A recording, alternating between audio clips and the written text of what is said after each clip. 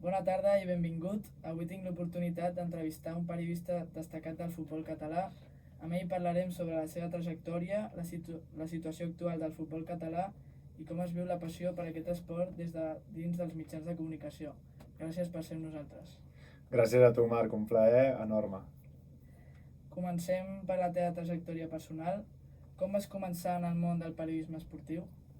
Doncs mira, avui que estem aquí a Ràdio Cugat, jo vaig començar, soc de Sant Just d'Esvern, i vaig començar a Ràdio d'Esvern. Jo no vaig començar tant d'hora com tu, amb 14, però vaig començar amb 17 a Ràdio d'Esvern i era una mica, feien un programa a la tarda que es deia Just a la fusta, i era una mica doncs, donar l'actualitat dels equips de Sant Just. A Sant Just hi havia hoquei en el seu dia, i després una mica més endavant, allà a Sant Just mateix, jo vaig començar ja a estudiar la carrera de periodisme. Vam fer un programa allà a Sant Just amb un amic meu que es diu Jordi Moret, que es deia Juguem a casa. El programa es deia Juguem a casa a Ràdio d'Esvern, i així vaig començar, o sigui que llarga vida a les ràdios locals. Sempre havies volgut dedicar-te al periodisme o va ser una oportunitat que va sorgir amb el temps? La veritat és que no sé si sempre m'havia volgut dedicar, però sempre m'havia agradat molt. I aleshores, al final, d'alguna manera, s'ha convertit en la meva feina una cosa que m'agradava fer. Vull dir, jo quedava amb els amics per jugar a la Play i jo narrava el partit, saps? Per fer cachondeo. O sigui que és una cosa que també sempre m'ha agradat bastant escriure. I una mica, quan vaig haver de triar la carrera o així, recordo dir, bueno, vaig a fer una llista de les que segur que no, que és el que no m'agrada. Llavors tenia molt clar que no m'agradava, i al final va ser com, bueno, és que el periodisme m'agrada molt, i ara que ja fa més de 10 anys que m'hi dedico com a professional, doncs estic molt content que s'hagi convertit en la meva feina una passió també, saps? Quin és el teu primer record o experiència relacionada amb el futbol català? Amb el futbol català, clar, jo he jugat sempre a futbol, aleshores el futbol català jo és com que no et puc desassociar quan era el futbol català, o sigui, des de petit que hi he jugat, he estat a l'escola d'Espanyol de petit, amb la Ferran Martorell, i sí que tinc el record una mica, ja et diria, més periodístic, que era escoltar a Ràdio Marca als matins, fan el Marcador Catalunya, i recordo doncs, de petit jo anar al meu partit, no? Jo anava a jugar i que hi havia la ràdio posada amb el Ricard Vicente, que explicava els partits del cap de setmana amb el meu pare i amb el meu avi. Això sí que és el primer record que et diria que es mesclava, que jo jugava amb que escoltava també informació del futbol català, i després els caps de setmana, o sigui, el dilluns, el diari Esport i el diari Mundo Deportivo eren els pocs llocs on apareixíem abans. Ara, parlant de diaris i de ràdios, hi ha algun periodista o mitjà que t'hagi inspirat a fer el pas al periodisme? Sí, mira, jo sóc de l'any 90, llavors jo tenia 10 o 11 anys i va néixer RAC1 en aquell moment. I recordo molt els esports de RAC1 en aquell moment, doncs tenia la teva edat, i periodistes en aquell moment hi havia un que es deia Jordi Gràcia, que era el comentarista a l'inalàmbric que es diu del Barça, i després molts d'altres que ara són companys meus de feina, saps? O sigui, el Roger Saperas, que ha sigut un referent, ara és un amic meu. Llavors jo et diria que el naixement de RAC1 va fer molt, jo recordo ser petit i a la nit anar a escoltar el Tu diràs allà abans d'anar a dormir, i aquesta part periodística va néixer bastant per la ràdio. Ara anem a parlar una mica del futbol català i de la situació actual. Com definiries l'estat actual del futbol català tant a nivell professional com amateur? Mira, jo crec que el futbol català amateur està creixent tant a nivell de difusió, perquè tu ets un exemple de com es pot fer arribar el futbol català a molta gent, t'ho dic de debò, i des d'aquí felicito per tot el que fas. Gràcies. I gràcies a tu i gràcies a molta gent com tu, el futbol català amateur està arribant a molts llocs i s'està veient doncs, del nivell que hi ha aquí a Catalunya, tant d'entrenadors de futbol base com de jugadors de futbol base, com després a quarta, tercera, segona, primera catalana, que jo crec que és una de les comunitats autònomes amb més nivell. Vull dir, l'exemple és que ara l'Atlètic Sant Just s'enfronta al Calatayud per la prèvia Copa del Rei i guanya, l'any passat ja ho va fer el Vic, l'any anterior ho va fer el Mollerussa, vull dir, el futbol català amateur o semiprofessional té un nivell molt alt i crec que tenim jugadors i entrenadors dels que podem sentir-nos superorgullosos. Ara bé, quan això dona el pas a professional, i tinc la sensació que vivim en un embut, no?, en el que tant talent no pot créixer més aquí a Catalunya. Jo tinc molts amics amb qui jo he jugat, però arriben a tercera divisió i acaben marxant fora, perquè tinc un amic que se'n va a Mèrida, un altre se'n va a Andalusia i dius, ostres, quina pena, no?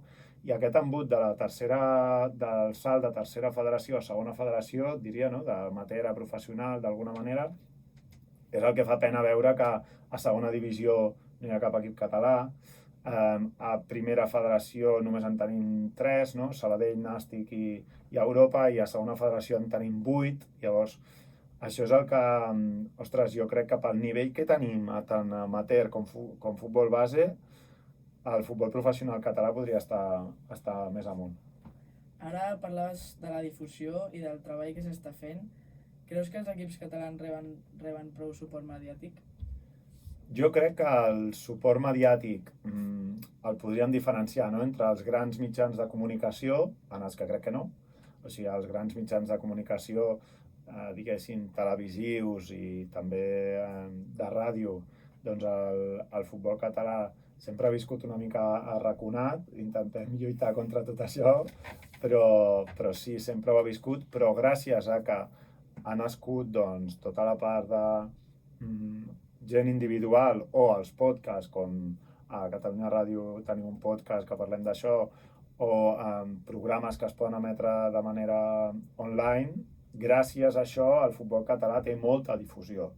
Però, ostres, jo sempre... Mira, jo vaig començar a parlar de futbol català perquè jo jugava, estudiava a la uni, jugava a futbol i pensàvem, però com és que es parla tan poc de nosaltres? Com és que amb el nivell que hi ha, amb els jugadors que hi ha aquí, no s'explica? Com és que hi ha aquesta història que coneixem nosaltres d'aquest jugador que ha arribat, no? Recordo jugadors com el Sergi Enric o jugadors que en aquell moment, doncs, ostres, passen de tercera divisió a primera divisió superràpid i eren d'aquí a Catalunya i no s'explicava gaire. I era perquè el futbol català reduïa el Ricard Vicente els caps de setmana, a l'esport, al Mundo Deportivo, i gràcies a això, gràcies a les ganes dels que ens l'estimem, tenim ara canals per als quals arriba molta gent.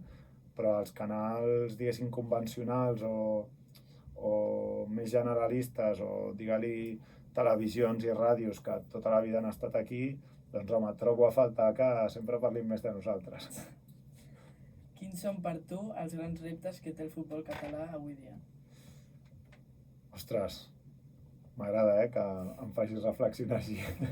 T'he de dir que ni jo m'hi havia fet reflexionar així. Però no, mira, un dels reptes que jo crec que gràcies a aquesta part mediàtica, entre cometes, que tots els clubs ja fan a través dels community managers, a través de doncs això, dels programes, no? La veu de la UEFA, no? Sí. Que sou vosaltres també, que fas.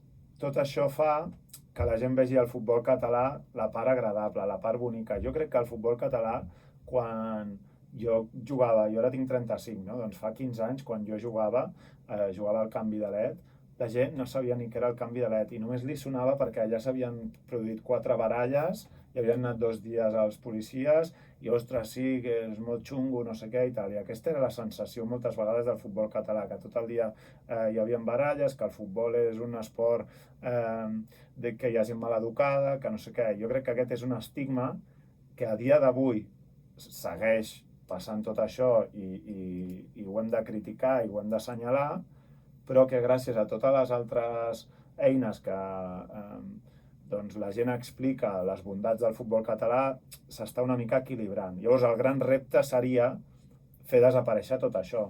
saps? Que a mesura de senyalitzar-ho, a mesura d'enfocar, a mesura de saber els camps en què sempre hi ha problemes, que s'acabi acabant, i perquè jo que també sóc pare, hi ha pares que no apunten els seus nens a jugar a futbol per tot això, no? Perquè és que el futbol és un esport de maleducats, el futbol és un esport...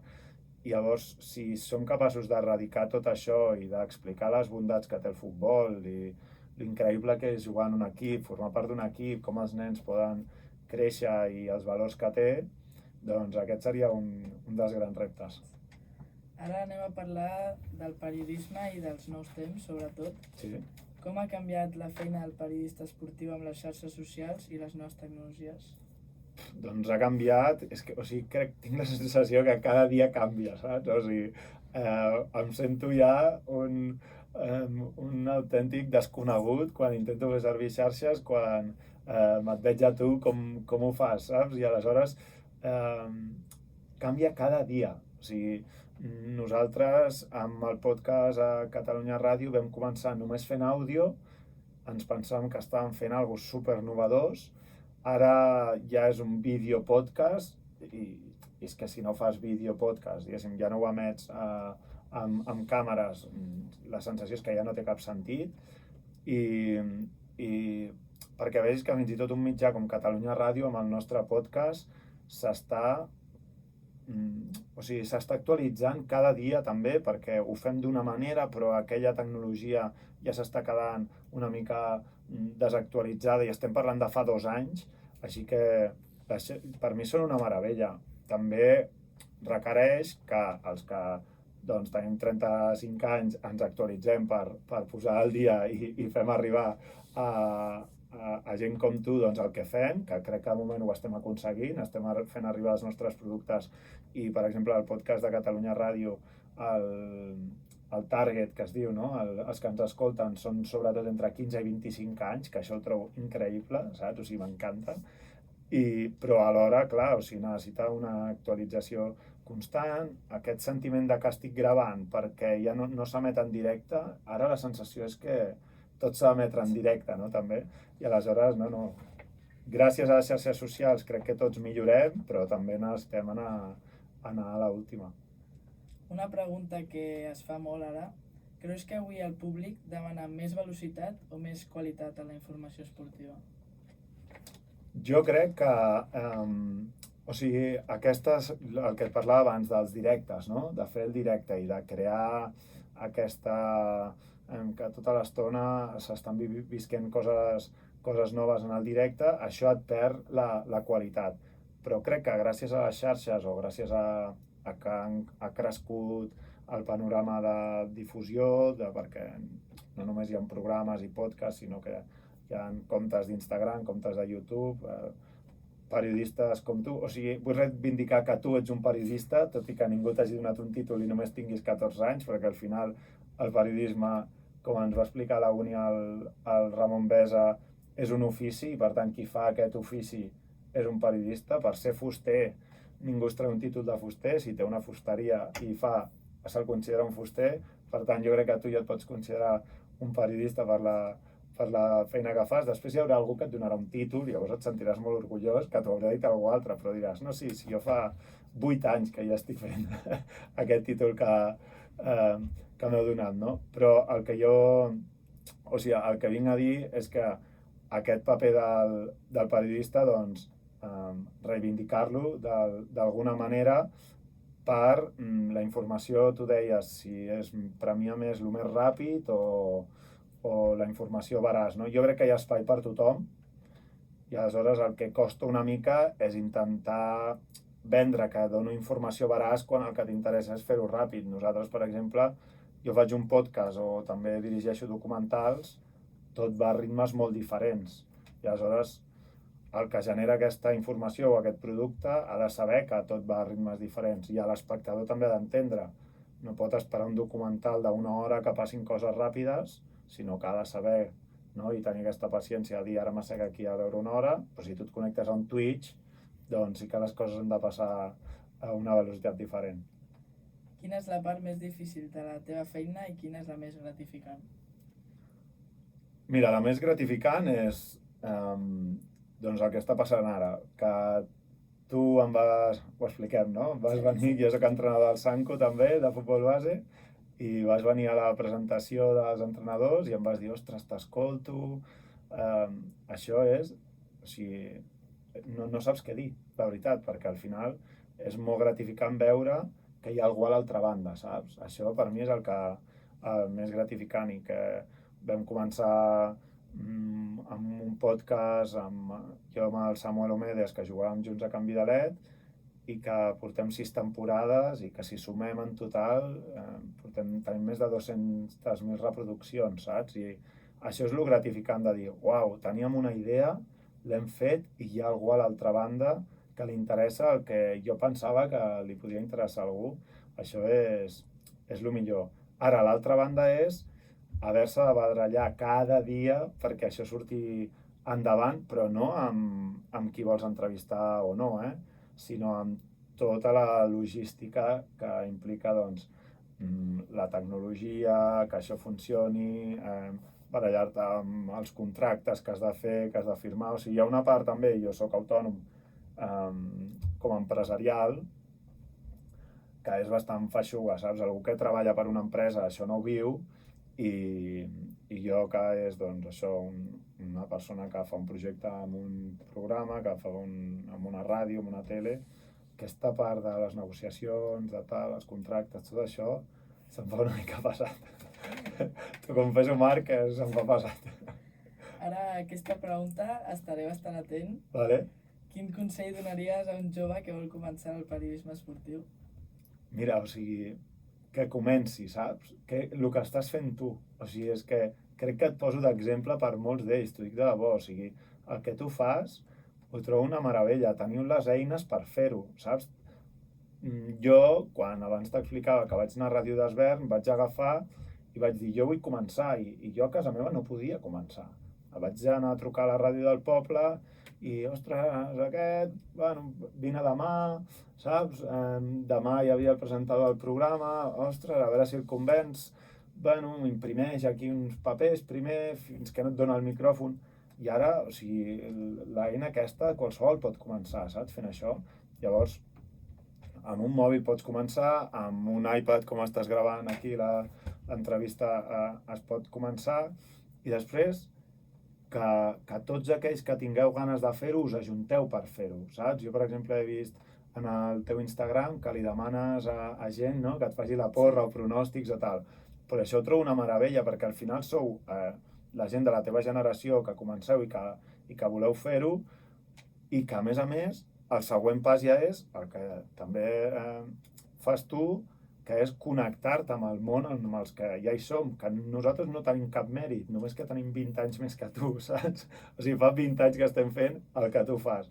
I aleshores, si comenceu, equivoqueu-vos totes les vegades que calgui. Ara ningú us dirà que s'ha de fer bé o s'ha de fer malament, ara només s'ha de fer i després us connecteu amb la gent que ja portem anys fent-ho i llavors, a partir d'allà, doncs, obert, amb les orelles així, a rebre consells, a rebre doncs, invitacions, a anar a llocs que us conviden és a dir, proposar per anar a llocs, no? Escolta'm, puc venir a veure com fas això? Puc venir? Jo això també us ho convido molt perquè quan tu entres en un estudi de ràdio, en un plató de televisió, per primera vegada, saps? De cop també valores més tot el que està passant, saps? Perquè a la tele surts tu, surt la teva cara, però a darrere l'equip som unes 20 persones, saps? Que estan fent tot allò.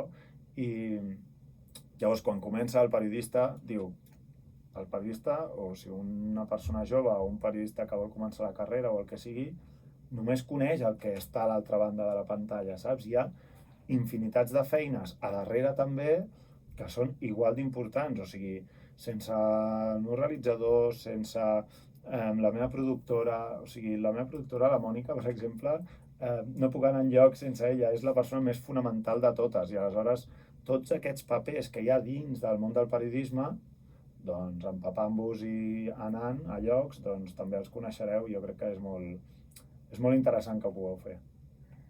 Ara, ja són quasi les últimes preguntes. Anem a parlar una mica del futur. Val? Com imagines el futur del futbol català en els pròxims anys? Mira, a mi m'encantaria, amb el que parlàvem abans, m'imagino el futur amb més equips catalans a categories més altes, no? O sigui, una de les coses que m'encantaria és poder viure una Europa a Sant Andreu a segona divisió, saps? I jo crec que l'Europa i el Sant Andreu tenen estructures de clubs i de massa social per ser-hi.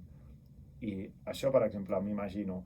M'imagino a la primera federació equips com el Reus, equips com ara mateix un dels de Lleida. M'és igual si l'Atlètic Lleida, el Lleida Club de Futbol, el meu amic Oriol Jové em dirà tot per si defenso l'Atlètic Lleida o no, però a Lleida necessiten un equip com a mínim a primera federació. Igual que el Girona està a dalt de tot, el Nàstic el tenim a primera federació. Tant de bo pugui estar d'aquí uns anys a primera divisió com havia estat abans. O sigui, el que m'imagino i el que m'agradaria és que tot aquest talent... Jo ara, per exemple, començo el curs d'entrenador també, no? Avui parlava i preguntava a la gent de la federació, som 900 persones que ens hem apuntat al UFC. 900 entrenadors que comencem i que estarem titulats. Per tant, o sigui, tot aquest talent vull que llueixi en el futbol català, no vull que agafi i se l'emporti algú a fora, se'n vagi als Emirats Àrabs o a no sé on. Per tant, si us plau, que el futbol català es quedi aquí i que anem pujant, i si un dia tenim un Sant Andreu a Europa a segona divisió, ja sé qui animaràs. Jo el retransmetré, si vols. I el futur del periodisme esportiu, cap a on creus que va? Ostres, doncs... Jo tinc la sensació que cada vegada els espais de les ràdios, de les televisions, de la premsa, del Twitch, del YouTube, tot s'acabarà mesclant, saps? O sigui, no hi haurà tants espais tan fragmentats. La televisió ara, a dia d'avui, ja es consumeix poc de manera... No, jo crec que tu la televisió no la mires, no? Tu no poses la tele i a veure què fan avui a les 10 de la nit a Telecinco, no? Deus posar ja el que tu vols veure, no? O sigui, tothom ja posa les seves... doncs el que els agrada a la carta. I igual passa amb el podcast, però ara ja és videopodcast i pot formar part d'aquesta televisió, i aleshores tot ho veig més com una part d'entreteniment diferenciat entre entreteniment i informació. Que vols informar-te? Doncs és igual si vas a la web de La Vanguardia o potser tens una persona de referència que té un programa que tu saps que és un videopodcast superinteressant i vas allà a informar-te. Que et vols entretenir? Doncs tots els canals d'entreteniment ja estaran mesclats, o sigui, i no veig gaires diferències entre el meu podcast de Catalunya Ràdio, que el podem fer per televisió, amb un programa de televisió que es pugui fer amb un gran pressupost. Si poguessis canviar una cosa en el món del futbol o dels mitjans, quina seria? Ostres! Si pogués canviar una cosa, Mira, m'agradaria... O sigui, amb això he tingut moltes discussions i tinc la sensació que a dia d'avui una de les coses que funciona molt bé perquè la gent s'identifica molt és definir-te de l'equip que ets, no? O sigui, jo sóc del Barça, jo sóc de l'Espanyol.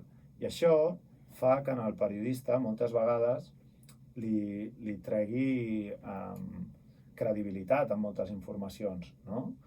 Llavors, una de les coses que jo canviaria és aquesta manera de definir-se que tenen molts periodistes, que és del color de la samarreta que defensen.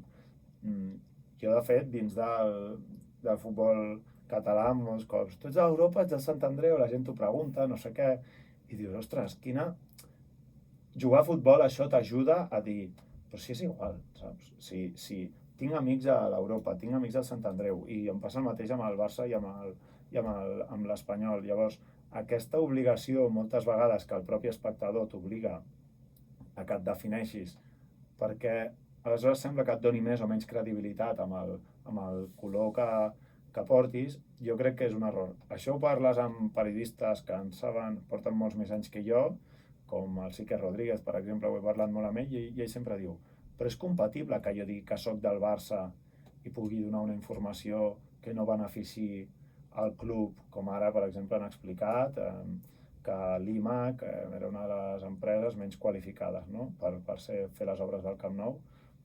jo amb això discuteixo una mica, ho canviaria una mica, saps? Crec que el periodista no cal que es defineixi amb uns colors, perquè després, al final, de manera indirecta, li treu una mica de credibilitat.